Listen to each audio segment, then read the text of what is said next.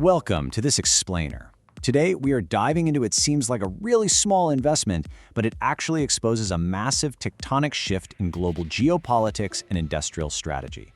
We're going to break down a fascinating analysis by Dr. Sofia Alvarez, which looks at how the global race for resources is fundamentally changing right before our eyes. Look, if you want to understand the future of the global economy, you absolutely have to understand what is happening right now with critical minerals. So, let's start with a number: 50 million pounds. On June 22nd, the United Kingdom announced a $50 million investment in domestic critical minerals production. Now, let's be totally honest here. In the context of national budgets or global industries, 50 million is practically a rounding error. It's a drop in the bucket. So you might be wondering, why does it matter?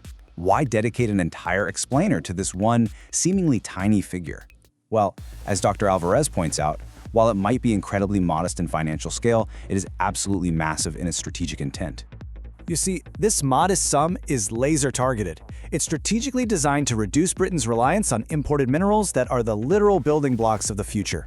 We're talking about the core inputs for electric vehicles, cutting-edge defense technologies. Actually, scratch that. It's everything. It's semiconductors, renewable energy systems, and the vast infrastructure required to run artificial intelligence.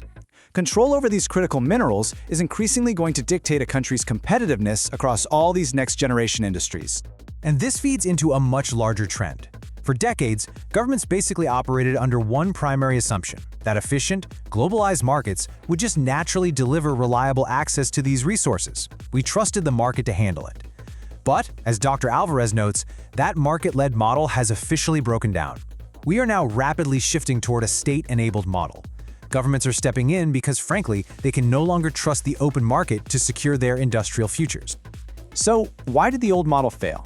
In a word, vulnerabilities. Recent years have exposed the sheer danger of relying on highly concentrated supply chains. We've seen geopolitical tensions flare up, export controls suddenly weaponized, energy shocks rippling through the entire global economy, and growing strategic rivalry between major powers. When the supply chain for the components of your national defense or your AI infrastructure is concentrated in just one or two potentially hostile countries, well, that's a vulnerability governments simply cannot accept anymore. That's why the UK's 50 million isn't just an isolated event. If you look at the timeline, it is part of a much larger, highly coordinated global response across the G7. Today, we're seeing these state-enabled investments accelerating everywhere, across the European Union, the US, Canada, Japan, and Australia. They all share one unified objective: build secure access to these strategic inputs and systematically cut down their dependence on single suppliers. We are watching the acceleration of a global competition for resource security. Let's move to Section 1, the value chain race, moving beyond simple extraction. The race for critical minerals is almost always framed in the media as a contest over who can dig the most rocks out of the ground. But extraction is literally just step one. The real aha moment in this new industrial competition is realizing that the significantly higher economic returns and the actual geopolitical power are generated much further down the line. It's in step 2, refining and processing, and especially in step 3, manufacturing, recycling, and tech development. The countries that lock down these downstream capabilities, they are the ones who will shape and control the next generation of industrial growth. So the global market is fundamentally shifting from a model based purely on resource ownership to one based on value chain participation. And Dr. Alvarez issues a very stark warning here for emerging markets. She points out that countries failing to move beyond just extracting raw materials risk repeating the exact same economic boom and bust patterns we've seen in historical commodity cycles. Simply having the resources sitting in your ground, it's just no longer enough to guarantee long-term prosperity. Which brings us to Section 2, South Africa's strategic pivot, a case study in the new era.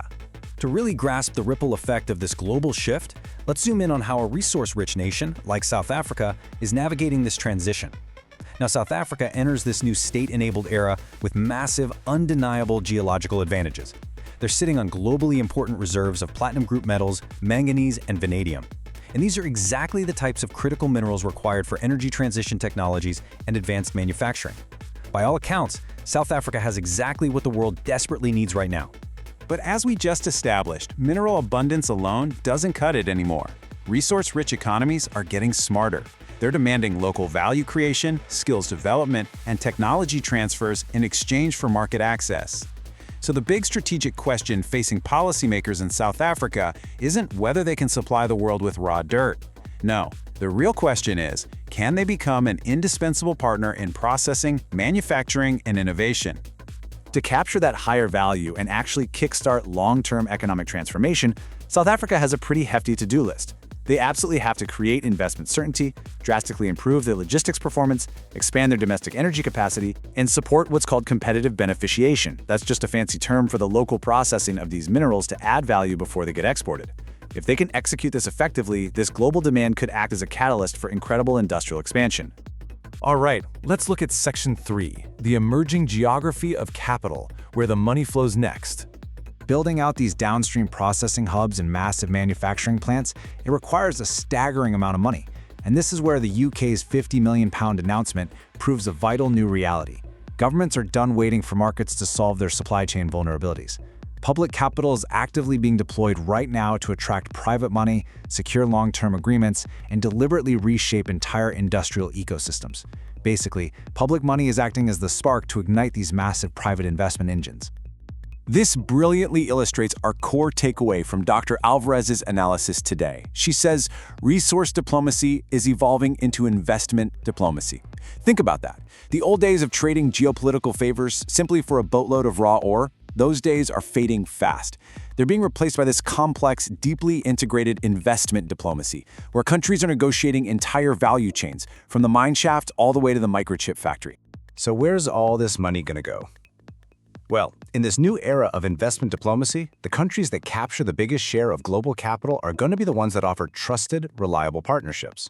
Investors are prioritizing jurisdictions that provide the complete package. Yes, they need the geological potential, obviously, but they also desperately need stable regulations, reliable infrastructure, and really clear industrial strategies. You have to offer a predictable operating environment if you want to win the capital. Let's pull all of these threads together. The critical minerals race of the next decade is no longer simply about who holds the deed to the largest reserves in the ground. It is entirely about who can successfully integrate mining, energy, and technology policies to build the strongest overall ecosystems around those reserves. It's a total paradigm shift. Ultimately, Britain's £50 million commitment isn't just about £50 million. Think of it like a starting gun for a brand new phase of global competition. As Dr. Alvarez notes, the winners aren't necessarily going to be the countries with the most resources. The winners will be the countries that move the fastest to convert whatever resources they do have into resilient, value-added industries. It's an industrial strategy story and a geopolitical story, all wrapped into one.